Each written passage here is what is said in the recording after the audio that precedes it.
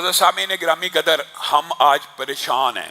لوگ ہم سے مسئلے پوچھتے ہیں، شیاطین ہیں، جنات ہیں، شیطانی وسوسے ہیں، جادو ہو گیا ہے، نظر لگ گئی ہے، بد نظری کے اثرات ہیں.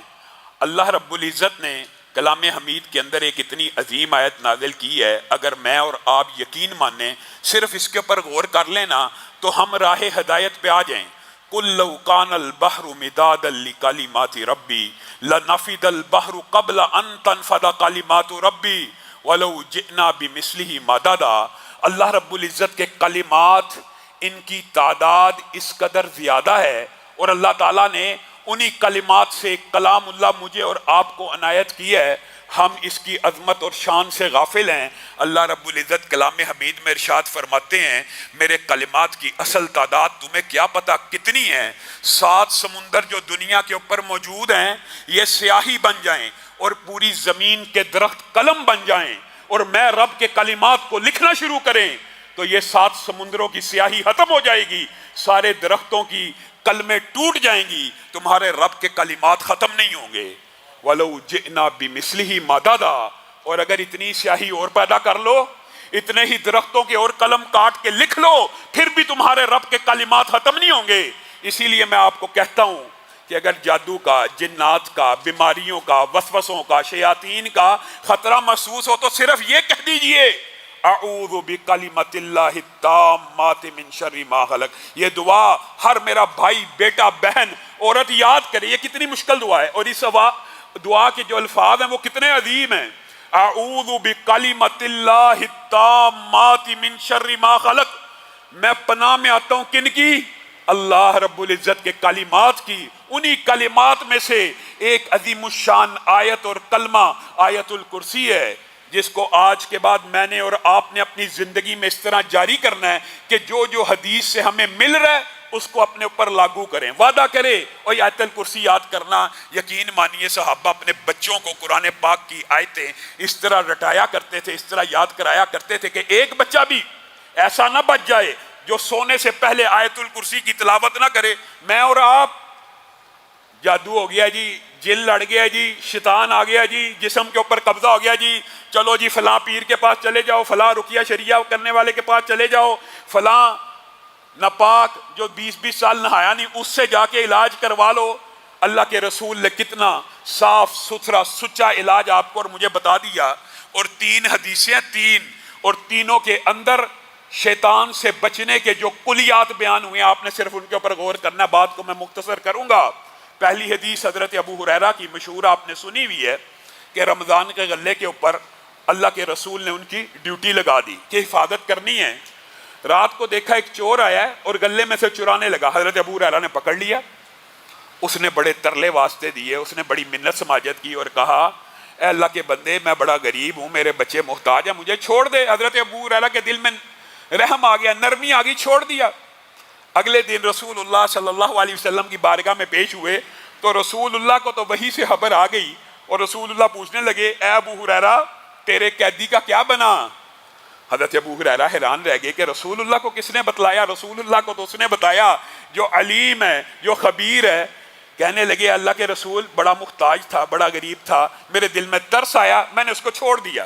رسول اللہ صلی اللہ علیہ وسلم نے کہا، وعدہ لے کے چھوڑا ہے نا کہ دوبارہ نہیں آئے گا؟ جی ہاں. وہ جھوٹ بولتا، وہ دوبارہ بھی آئے گا.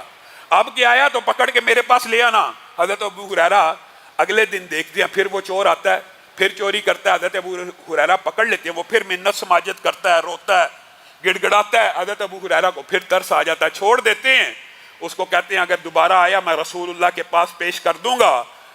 نبی کریم صلی اللہ علیہ وسلم اگلے دن پھر پوچھتے، ابو ہریرہ تیرے قیدی کا کیا ماجرا ہے؟ حضرت ابو ہریرہ ساری رات کا واقعہ سناتے ہیں. کہا، جھوٹ بولتا ہے، پھر آئے گا، اب کی بار آئے تو پکڑ کے لے آنا. اور اتفاق ایسا ہوا کہ تیسری رات بھی لگاتار آ گیا. حضرت ابو ہریرہ نے پکڑ لیا اور کہا، آج میں تجھے رسول اللہ کی بارگاہ میں پیش کیے بغیر نہیں جانے دوں گا. کہا، رک جا رک جا، اب اگر تو نے مجھے رسول اللہ کی بارگاہ میں پیش کرنا ہے تو میں تجھے ایک ایسا کلیہ بتاتا ہوں کہ میں آنا بھی چاہوں تو نہیں آ سکتا، میں آنا بھی چاہوں تو نہیں آ سکتا.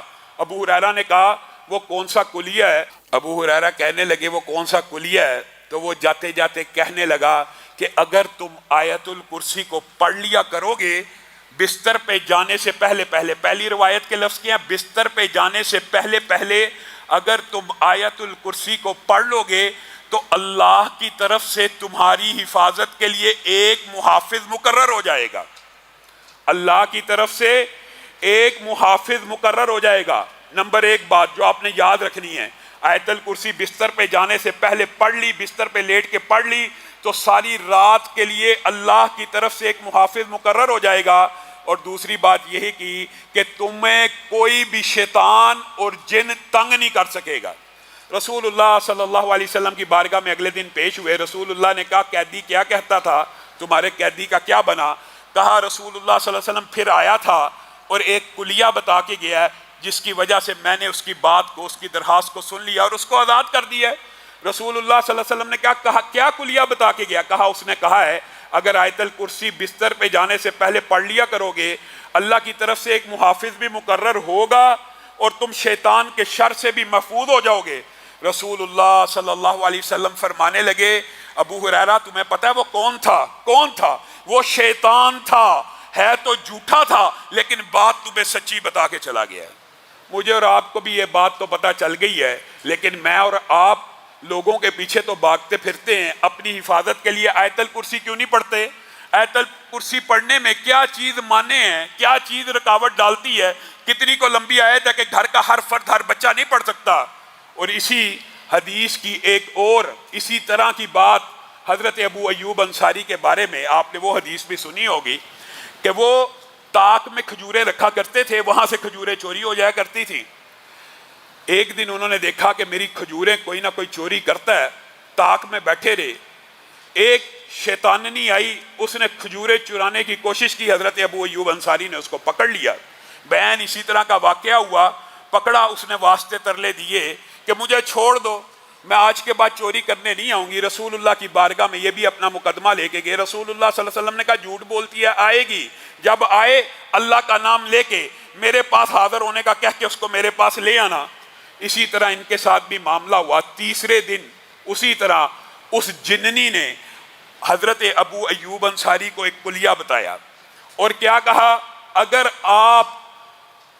آپ اپنے گھر میں، یہاں پہ سونے یا بستر کا لفظ موجود نہیں ہے، اگر آپ اپنے گھر میں آیت الکرسی پڑھیں گے تو آپ کے گھر میں کوئی بھی نقصان پہنچانے والی چیز داخل نہیں ہو سکتی۔ پہلی حدیث کے الفاظ کیا تھے؟ محافظ مقرر ہوگا اور شیطان داخل نہیں ہوگا۔ اس حدیث میں کوئی بھی نقصان پہنچانے والی چیز آپ کے گھر میں داخل نہیں ہو سکتی۔ اور ابی ابن کعب کی حدیث میں جہاں پہ وہ کھجوریں سکایا کرتے تھے، ایک جن آیا ان کی کھجوروں کو چوری کرنے لگا، ابی ابن کعب نے پکڑ لیا۔ یہ بھی اسی طرح 2-3 مرتبہ کا واقعہ ہے، لیکن جب پہلی مرتبہ پکڑا اس میں یہ بات اضافی موجود ہے۔ انہوں نے اس سے پوچھا کیا تو جن ہے یا انسان؟ اس نے کہا میں جن ہوں اور میں نوجوان ہوں اور میں جنوں میں سے بڑا طاقتور نوجوان ہوں۔ تو اس کے ہاتھوں کو ابی ابن کعب نے دیکھ کے کہا یہ ہاتھ تو ایسے ہیں جیسے کتے کے پنجے ہوں اور یہ بال تو بعین اسی طرح ہے، کیا تمہاری تخلیق اس طرح کی گئی ہے؟ وہ کہنے لگا نہیں، بلکہ میں ان میں سے کچھ زیادہ طاقتور ہوں۔ اور کہنے لگا کہ میں تمہیں ایک کلیہ نہ بتاؤں جس کی وجہ سے تم مجھ سے محفوظ ہو جاؤ گے؟ کہا کیا کلیہ ہے؟ اس نے بھی یہی الفاظ کہے اگر تم آیت الکرسی صبح پڑھو گے، اس حدیث کے اندر ایک بات اضافی موجود ہے، اگر تم آیت الکرسی صبح پڑھو گے تو شام تک شیاطین سے بچ جاؤ گے، اور اگر شام کو پڑھو گے صبح تک شیاطین سے بچ جاؤ گے۔ اب بتائیے آیت الکرسی ایک مرتبہ رات کو بستر پہ جانے سے پہلے پڑھی، محافظ بھی اترے گا، شیطان سے بھی بچو گے، جنات سے بھی بچو گے، ہر ضرر رساں چیز سے بھی بچو گے، اور صبح تک شیاطین سے محفوظ رہو گے۔ اور اگر صبح اٹھ کے پڑھ لی شام تک محفوظ رہو گے۔ اب بتاؤ تمہیں کس پیر کی ضرورت ہے، تمہیں کس ولی کی ضرورت ہے، تم کہاں در در کی ٹھوکریں کھاتے ہو؟ رسول اللہ صلی اللہ علیہ وسلم سے بڑا پیر اور ولی کوئی ہو سکتا ہے؟ آپ کو اور مجھے کلیہ بتا کے چلے گئے ہیں، آپ کی اور میری مرضی ہے ہم اس کے اوپر عمل کر کے اپنے گھروں کو جادو، جنات، نظر بد اور ضرر رساں چیزوں سے بچا لیں، یا در در کی ٹھوکریں کھاتے پھریں، یا لوگوں کے پیچھے بھاگتے پھریں، پیسوں کا بھی ضیاع کریں، اور شعبدے باز، جادو کا توڑ جادو سے کرنے والے، کالی کلکتے والی جس کا وار نہ جائے خالی، اس طرح کے اشتہارات دیواروں کے اوپر لگے ہوتے ہیں، عامل نجومی بابا محبوب آپ کے قدموں میں، ساس بہو کے جھگڑے، اس طرح کے اشتہارات ہمارے معاشرے میں شرم نہیں آتی؟